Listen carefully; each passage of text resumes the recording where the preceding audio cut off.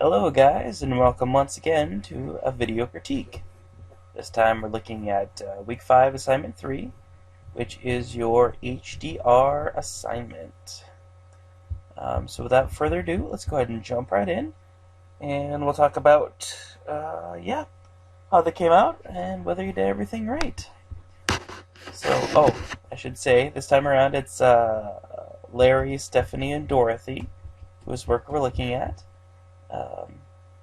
So let's go ahead and jump in. Alright, first up is Larry. And, this is sort of what you want to see. You do want to see a pretty big difference. I'm not actually sure, Larry, why they're arranged like this, but, because most people usually, they either go, lightest to darkest, or, darkest to lightest, rather than, it's almost like go down, go up, down. Anyway, that doesn't matter. The point is you want to see this sort of range. You want to see, looking at this is, so F16 at 400 is the lowest or darkest exposure here, and F8 at 1/25 of a second is the highest exposure. So as you can see, pretty big range in between those two. Even just in between individual steps. So F16 at 400th and F11 at 400th. Now usually on this, Larry, what you want to do is change one or the other. What I usually recommend is that you keep the same aperture, same f-stop over the entire thing, and just change your shutter speed. The reason for that is that obviously if you're changing your aperture, you're going to have different depth of field in the various images, whereas as long as your subject matter is fairly static and you're on a tripod, your shutter speed, changing your shutter speed is not really going to affect the image all that much. But anyway, so you do want to see a pretty big spread between the lightest and the darkest. That's one indication that you're doing this correctly. And looking at this, it looks great, Larry. I thought that this came out really well. You have a really nice dynamic range here, really long tonal range. And if you want to go ahead and I'm going to scroll down here to the black and white, which again, as we've talked about, black and white really tends to show up the sort of tonal range here. And you do have, this is just lovely. It really is a nice, obviously a well put together image. The reflection's working really well for you. And then just this nice long tonal range between your darkest area and your lightest area, and this is what an HDR image looks like. It typically has the long tonal range, and then a sort of richness or depth to the image itself. And then let's look at one more here, and this is a split tone. So yeah, very nicely done, Larry. Very nicely done. I have to say. In my eyes, the black and white is the most successful, although, they all look pretty good. Excuse me.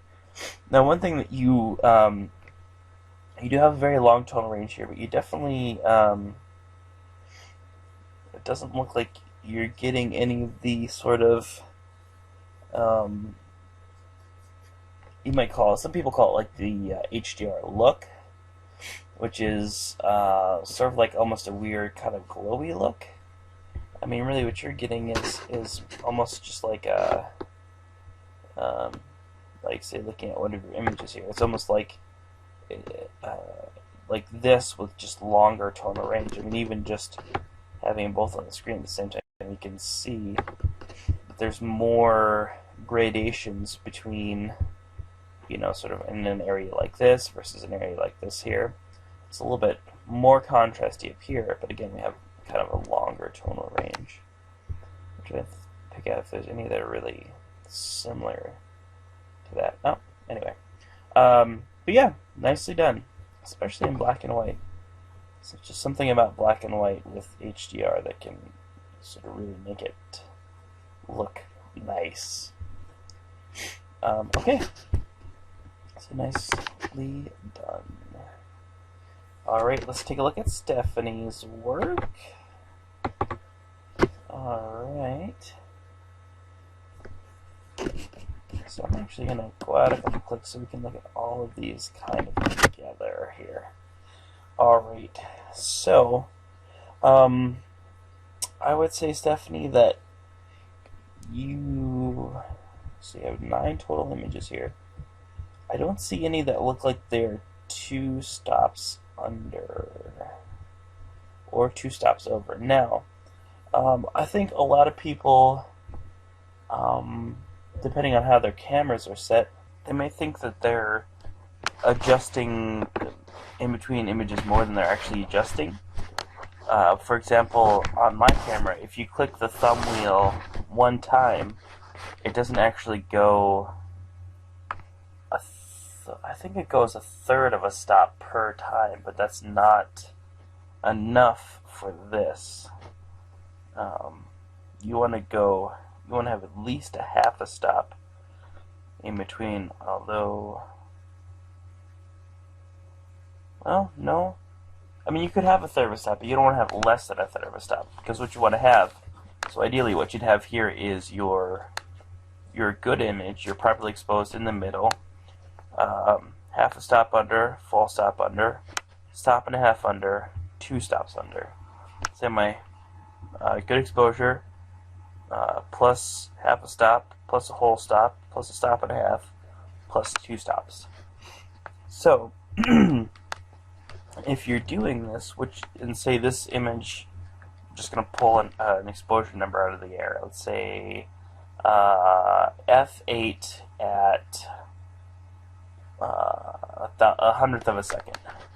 So f8 at 100, that means that this one is going to be f8 at, let's see, f8 at 100, or excuse me, f8 at 125. So a full stop down from f8 at 125 would be f60, which is here. So you'd want this to be so this is f8 at 125. This is f8 at a 90th of a second. This one would be f8 at a 60th of a second. This would be f8 at a 40th of a second, or a 45th of a second. And then this one would be f8 at 1/30th of a second. So you get how I did that? That was just me in my head doing half stops. But if it's like, if you're not doing that full half a stop, you're not going to see that range, because this is definitely not, none of them are 2 stops underexposed, and you want to go from 2 stops underexposed to good shot to 2 stops overexposed here. Now most of this one is maybe a stop, but even that, it looks pretty close even there. The other common problem that people sometimes run into with this is that they will start at the proper exposure and either go up 4 stops or up 2 stops or whatever, but rather than starting either, they start at the right exposure instead of starting at 2 stops under or 2 stops over, if that makes sense to you. And then okay, so as far as the end result, it looks pretty good. I think that this one on the left is actually probably is closer to what we'd want to see, but it doesn't necessarily look like an HDR image so much as it just looks like one of your images from below in here. Now it'd be possible to do like, not necessarily an HDR image, but an image where you use the HDR merging with all of these. The only issue there would be that you're not doing a true HDR image because the dynamic, I mean, there's not a stop of dynamic range between all of these, you know. The darkest one is not more than a stop different than the brightest one. So it might actually be like from this to this. It's maybe a stop. But really you want essentially a 4-shot spread. So you want the darkest image and the lightest image to be 4 stops different from each other, if that makes sense to you at all. So while I like your image, I don't know that it's that it's quite where we want it to be in terms of following the guidelines of this assignment. Now, having said that, I actually think that this the image itself, just in terms of image quality, I think is pretty good. Again, it doesn't necessarily look like what we typically associate with an HDR image, but it does have some really nice contrast. I really like your sky, the way that it's like really well exposed. It's it's got exposure. It's not just pure white, but it is light enough that it looks excuse me it looks the way that it should. Alright, so I'm going to go ahead and close hers. And then last but certainly not least, we have Dorothy's image here. And I would say that you do have something similar going on to what Stephanie had there. Now clearly you can see that there is a difference between this and this, but it looks like it's probably, again, only about 2 stops. It's usually a lot easier to tell if the person, like sometimes people, I think Larry did that, he like wrote his actual exposure numbers down on there. But just, based on my own experience viewing images, this is about a stop under, and this is about a stop over. And that's more or less either this one or the one next to it is pretty much the correct exposure. Now, again, you can do an HDR merge. I don't know that you could exactly call the resulting image an HDR image. It's going to have more dynamic range than, if you shot a JPEG or even potentially a RAW file on your camera. But if you don't have that full, 4-stop difference between here and here, you're not going to end up with a true HDR image, which has, the larger dynamic range. But I did think that this turned out pretty well. I'm going to actually click down to here.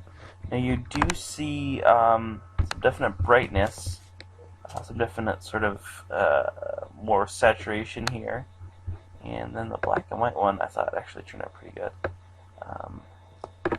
So again, we are seeing a little bit of that increased sort of tonal range in here, but not to the point that we would see potentially in a true HDR image. But again, I would say something similar to what I said for Stephanie here, Dorothy, in that if you don't have either your camera set up to do bracketing, I mean that is another thing. I think there might even be a setting on my camera to do auto bracketing.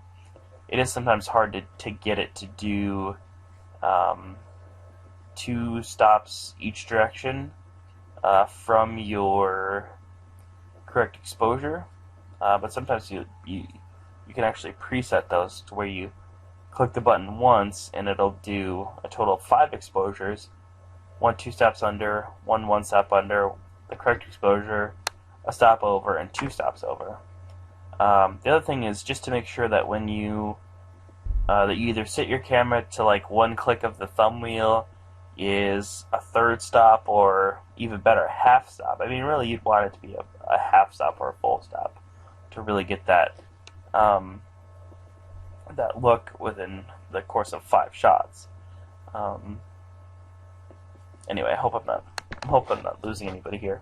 It's just a matter of either having the right settings or knowing, in your head, knowing having memorized the f-stops and shutter speeds, and knowing okay, going, if I go from f8 at 125th of a second, if I then go to, f250, I've gone up, or excuse me, f8 at 250, I've gone up one whole stop.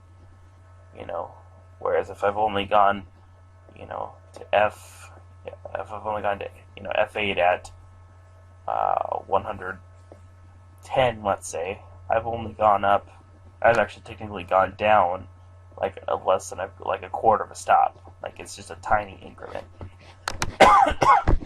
The point is either, set your camera up in a way that you can do this, or really know your f-stops and shutter speeds and how they progress.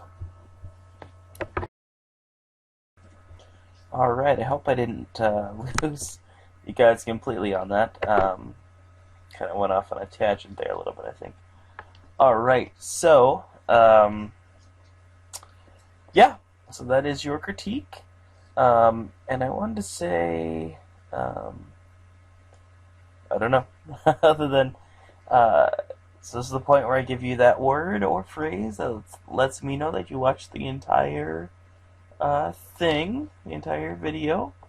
And this time around, that is going to be lily pad, as in the thing that a frog sits on in a pond. So yes, go ahead and somehow just write the word lily pad, or sometimes people kind of get it in there in a funny way, so like work it into their sentence. I always kind of chuckle at that. Anyway, so yeah, and you'll be seeing me again real soon, because you have another video coming out very shortly.